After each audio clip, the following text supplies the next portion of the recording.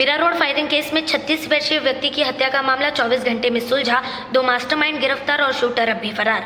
नमस्कार, मैं भावना राठौड़ और आप देख रहे हैं खबरों का खुलासा। मीरा रोड में हाल ही में हुई फायरिंग की घटना ने पूरे इलाके को दहला दिया है। इस वारदात में 36 वर्षीय व्यक्ति तबरेज की गोली मारकर हत्या कर दी गई थी। इस मामले में पुलिस ने तेजी से कार्रवाई करते हुए महज 24 घंटे के भीतर 2 मास्टरमाइंडों को गिरफ्तार करने में सफलता हासिल की है। गिरफ्तार आरोपियों में मोहम्मद यूसुफ अली और उसका 22 वर्षीय छोटा भाई फैज अली शामिल थे। इसके अनुसार यह हत्या आपसी रंजिश और व्यक्तिगत दुश्मनी का नतीजा हो सकता है। आरोपियों ने इस वारदात को अंजाम देने के लिए पूरी साजिश रची थी। इन दोनों अपराधियों को 7 दिन की पुलिस हिरासत में लिया गया है ताकि इनसे गहनता से पूछताछ की जा सके। हालांकि इस हत्या में शामिल शूटर अब भी फरार है। पुलिस उसकी तलाश में छापामारी करती नजर आ रही है और उसे जल्दी पकड़ने का वादा भी करती नजर आ रही है। गिरफ्तार किए गए दोनों अपराधियों में से 22 वर्षीय फैज के पास से पुलिस ने वारदात में इस्तेमाल की गई पिस्तौल और बुलेट बरामद की है।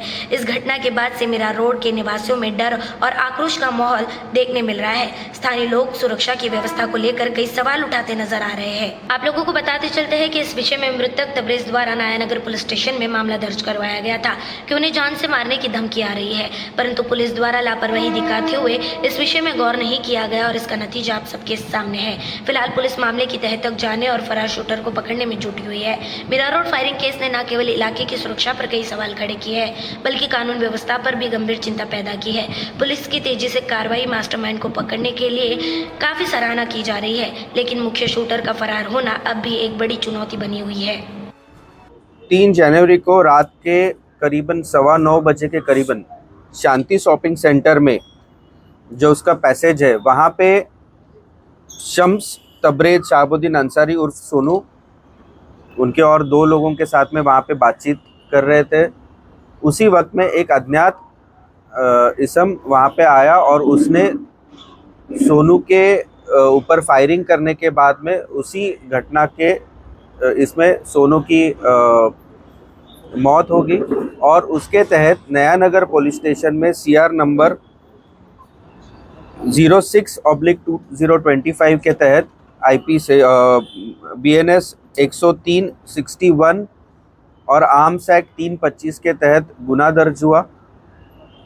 इस गंभीर घटना के बारे में हमारे पुलिस आयुक्त पांडे सर और अपर पुलिस आयुक्त श्री दत्तात्रेय शिंदे साहब ने क्राइम ब्रांच के करीबन 5 टीम्स हमने इस इन्वेस्टिगेशन में लगाए और 24 घंटे के अंदर इस घटना के जो मुख्य सूत्रधार है यूसुफ उर्फ मोहम्मद यूसुफ मंसूर अली आलम, उसको हमने बदलापुर से हमने अरेस्ट किया है। साथ ही उसका जो छोटा भाई है जो इस गुने में उसके साथ में शामिल है, उसका नाम है सैफ अली मंसूर अली खान, एज 22 ईयर्स है, रहने वाला नाला सोपारा का। उसको हमने कल नाला सोपारा से भी हमने उसको ताबे में लिया है और उसको अरेस्ट किया है। कुल मिला के हमने 2 आरोपियों को अब तक गिरफ्तार किया है। उनकी 7 दिन की पुलिस कस्टडी ली गई है। साथ ही जो इस गुने में यूज़ किया हुआ जो वेपन है वो भी हमने बरामद किया है। सर 24 घंटे के अंदर पकड़ा, लेकिन हमको जानकारी ये मिली थी कि ये आरोपी मनमाड़ तक चला गया था, फिर 24 घंटे में किस तरीके से संभव हुआ? अभी ये तो इन्वेस्टिगेशन का पार्ट है। हत्या का कारण था कि जो सोनू जो मैथ है और जो आरोपी है यूसुफ, इन दोनों की आपस की रंजिश काफ़ी सालों से है। ये दोनों भी वहाँ पे नयानगर के पुलिस स्टेशन के एरिया में शांति नगर शॉपिंग सेंटर के पास में इन दोनों का व्यापार है। बेल्ट गॉगल्स वगैरह का व्यापार है। इसके तहत काफ़ी सालों से आपस में उनके झगड़े चल रहे थे। उसी आपसी कारण के वजह से ये हत्या हुई है, ऐसा प्राथमिक इंफॉर्मेशन हमें मिली है। सर, हत्या में जो बंदूक यूज हुई है वो कहाँ से लेकर आई थी सैफ ने? अभी हमने ये दोनों आरोपी जो है सैफ और यूसुफ, इन दोनों की कस्टडी ली गई 7 दिन की। इस कस्टडी के दौरान ये सब चीज़ें जो इन्वेस्टिगेशन के लिए इम्पोर्टेंट है, उसी सब चीज़ों के ऊपर हम लोग इन्फॉर्मेशन निकालने की कोशिश कर रहे हैं। कट्टा किसके पास से बरामद हुआ? जो सैफ अली मंसूर अली खान है उसके पास से हमने ये जो कट्टा है वो हमने बरामद सर किया। क्या ये कहा जा सकता है कि शूटर ने शूट करने के बाद में वो जो हथियार है वो उसके भाई को दिया सैफ को, और फिर वो शूटर भाग गया, ऐसा है सर? ये अभी जो शूटर ने मिला है, हथियार मिले आपके पास में? जो जिसने फायर किया है वो फरार है, उसकी इन्वेस्टिगेशन जारी है। हमारे क्राइम ब्रांच के टीम्स उसी के पीछे लगे हुए हैं। जल्द ही उसमें हम आपको इन्फॉर्मेशन देंगे। साथ ही 7 दिन की कस्टडी ली है 2 आरोपियों की। पूरा घटना, पूरी जो ये वारदात उन्होंने की है, किस तरीके से की, किस तरीके से अंजाम लगाया, जो आप क्वेश्चंस पूछ रहे कहाँ से इन्होंने जो वेपन लाया है, ये सब की इंफॉर्मेशन हम लोग उनके कस्टडी में से हम उनको सर, आरोपी के पास से में जो सर, एक वेपन होते परिवार हैं अपराधी था, उसका परिवार का वो कैंसिल हुआ था, उसके ऊपर कई सारे मामले दाखिल थे, उसके बाद भी इतनी लीनियंसी दिखाई गई जिसके चलते सोनू की जान गई।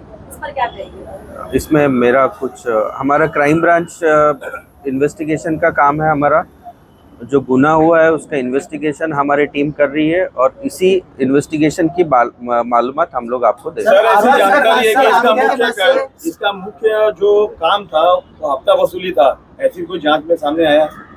अभी तक तो हमारे पास में तो हम लोग तो इन्वेस्टिगेशन कर रहे हैं। जो गंभीर घटना हुई है नया नगर पुलिस स्टेशन के हाथ में, उसकी गंभीर घटना की जांच की जा रही है।